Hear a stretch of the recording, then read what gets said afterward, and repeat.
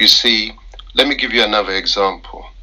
When we're all taught about the First World War and the causes, your standard textbooks will tell us all about Archduke Ferdinand and his assassination at Sarajevo. Are you familiar with that story? Yes, that's usually the first option when they talk about the causes of the First World War. Correct, not so? And what else what underlying explanation do they give for that war? Do they give any? At the mainstream level, no. Usually, no, they don't. Exactly. They want us all to believe. Let me give you another example. Look at Pearl Harbor, Second World War. The conventional narrative is that America went into the Second World War because the Japanese had bombed Pearl Harbor. Correct? I think we're all familiar with that story. Yes, that's true. That's correct. But have you ever come across a book that explains the connection, what was actually going on behind the scenes in terms of the war, effectively, the virtual war between Churchill and Roosevelt with respect to the deal that led to the Atlantic Charter? As I've explained, because you've covered that passage in this book, tell me if you've come across that narrative anywhere else. Well, I personally, I have come across the narrative, but I understand that it's not a very mainstream. So when you say you personally, you mean you were aware before reading Fatherless that there was this standoff between Franklin Delano Roosevelt and Winston Churchill, that Roosevelt effectively said to him, if you want us to come into this war, you're going to have to dismantle the empire. You say you were aware of that before reading Fatherless? Before reading Fatherless, yes, I was. Where did you come across it? I came across that from watching several documentaries and reading several journals. I think we should end this discussion. But anyway, I thank you, Dele. I understand where you're coming from. You see my point. I think if the discussion is going to be meaningful, we must be candid, because I will assure you that narrative, you wouldn't find it in any textbook whatsoever. And let me tell you how I became aware of it. It was my publisher, Noiba Man, late now, published my first book. He was actually the one who encouraged me into publishing, who gave me the tip-off about that standoff between Churchill and Roosevelt. He said, have you read Churchill's Other War? And I said, no, I haven't. He said, Google it. And I Googled it.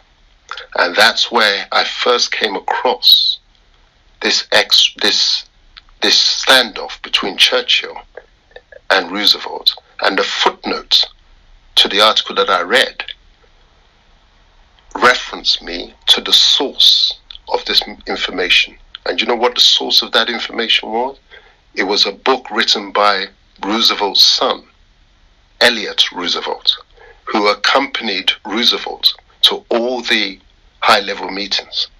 And he was disgusted by the way that Churchill, after his father died 2 weeks before the end of the war, changed the whole agenda and disparaged the memory of his father and his father's agenda.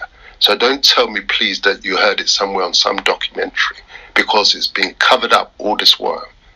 So this is why I say, when you look at events, you can look at your conventional narrative written by the conventional historians that will want us to run with an explanation that Second World War, America entered into it because Japan bombed Pearl Harbor. But for that, the Americans weren't coming into the war. Whereas, by virtue of this behind-the-scenes high-level deal that had been struck between the Americans and the Brits, whereby Roosevelt said the price for us coming into this war will be the dismantling of that empire. And that was reflected in the Atlantic Charter that was issued in August 1941, Pearl Harbor was December 1941. So can you see how the high-level strategic deal and understanding had been done before the events that the rest of the world is invited to look at in isolation happens? So this is my point, Funshod. I'm not, don't get me wrong. We, as a lawyer, we run with the evidence that's available. When I studied A-level history, I bought the conventional explanations about the causes of the First World War and the causes of the Second World War, and when the Americans came in. I bought the conventional narrative about decolonization, that it was the Macmillan speech, winds of change blowing through Africa. They just decided through the goodness of their hearts that it was time to end the empire. But when we then all grow up and do our independent research, we ought to get a better understanding. And in that book, Fatherless, I referenced the 80 plus books that I read. And so you see footnotes to everything that I say.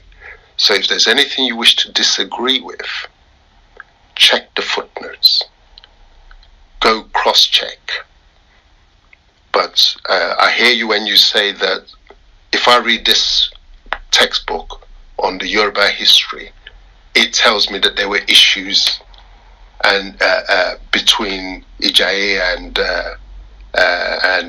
and Ibadan, for example, and I'm running with that narrative, and therefore, Dele, what you've brought along, which is the more high level, explaining or seeking to show that yes, those things may be happening on the ground, but you need to understand what's going on